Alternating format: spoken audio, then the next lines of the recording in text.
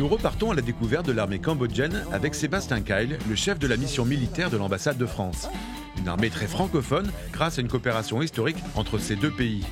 Des officiers partent chaque année se former dans les écoles militaires françaises. Des centaines de soldats apprennent aussi le français pour partir en mission comme casque bleu de l'ONU en Afrique francophone ou au Liban. C'est le cas à l'école d'officiers de Tman Pong dirigée par le général Sobiput. L'esprit de camaraderie entre officiers cambodgiens est toujours bien vivant. Lorsque le jour se lève, safari. Bravo, bravo mon général, lieutenant-colonel Sébastien. C'est beau cette complicité. Ouais, c'est fabuleux parce que le général se remémore les paroles de ce chant militaire qu'on pratique en France parce que lui-même l'a pratiqué un certain nombre de fois lorsqu'il a pu aller en France en stage. Merci mon général. Merci. Merci pour votre aide. Merci. Il est très sympa. Alors ce général. Alors tu m'emmènes où, Sébastien? Alors là, Yvan, je vais t'emmener en direction de Phnom Penh, à peu près 1h15 d'ici, sur un lieu très emblématique de l'histoire militaire française et de l'histoire commune avec le Cambodge. D'accord, ben on y va.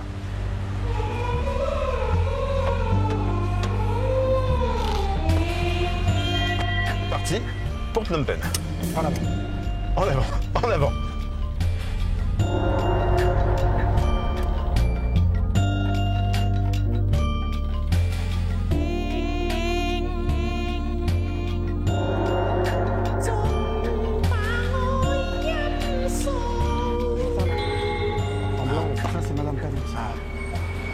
C'est un lieu quand même très symbolique pour les Cambodgiens ici. Complètement, c'est un lieu emblématique, en création de la ville de Phnom Penh d'aujourd'hui. Et puis avec un certain nombre de monuments religieux autour. Et donc ce fameux monument aux tirailleurs cambodgiens. Ce monument du roi Sisowat. Ici sur le côté droit, on voit les 3 asparas qui respectivement tiennent dans leurs mains ce qui représente les 3 provinces qui ont été rétrocédées au Cambodge dans le cadre du traité franco-siamois de 1907. Et c'est pour ça ici qu'on voit l'effigie d'un tirailleur cambodgien avec le symbole de la République française, puisque c'est sous l'impulsion de la France que ces provinces ont été rétrocédées au Cambodge. Donc ce monument, ça symbolise l'histoire militaire, on va dire, entre la France et le Cambodge. Exactement, on va retrouver les militaires cambodgiens qui ont servi dans le cadre des opérations de maintien de la paix. Eh ben les voilà justement. Bonjour. Ça va les gars? Ça va? Salut Saboun. Et puis voilà un troisième officier. Voilà avec son béret bleu. Sousnaran. Bonjour, ça va? Ça va très bien, merci. Donc vous êtes tous partis dans le monde francophone. Pour vous, pourquoi le français a changé votre vie de militaire? Premièrement, on peut contacter avec les populations locales, on peut travailler aussi avec le français parce qu'il y a plein de contentieux, il y a plein de officiers francophones dans la mission. Par exemple, les Tchadiens, les Burkina Faso, les Guinéens, tout ça, ce sont des pays francophones qu'on travaille ensemble et on parle toujours en français. Et en même temps, c'est très important pour nous qui sortis en mission maintien de la paix en Afrique. C'est la zone de coopération française, les populations là-bas qui parlaient français. Donc c'est facile pour nous qui avoir des informations, tout ça, et contacter avec les populations. La plupart des territoires que les Nations Unies déploient, les gens parlent beaucoup de français, même au travail et dans la vie quotidienne. Donc si on parle déjà de français, c'est-à-dire qu'on gagne beaucoup plus de temps par rapport à qui parle seulement l'anglais. Voilà, et c'est une vraie fierté que de les voir accomplir leur mission en territoire francophone. Bon, et bien bonne continuation pour vos missions de maintien de la paix dans le monde francophone. Merci à vous. On fait un salut militaire, c'est ça? Oui. Comme ça? Merci. Merci. À bientôt. À bientôt. Au revoir, merci. Allez Yvan, maintenant je te propose de t'emmener à l'Institut des sciences et de la santé, où tu verras un autre aspect de notre coopération militaire et aussi de l'enseignement du français. D'accord. L'Institut des sciences de la santé est une école d'élite qui forme les futurs médecins militaires de l'armée cambodgienne. Toutes les disciplines y sont enseignées, odontologie, gynécologie, chirurgie et même la pharmacie qui dispose d'un très grand département.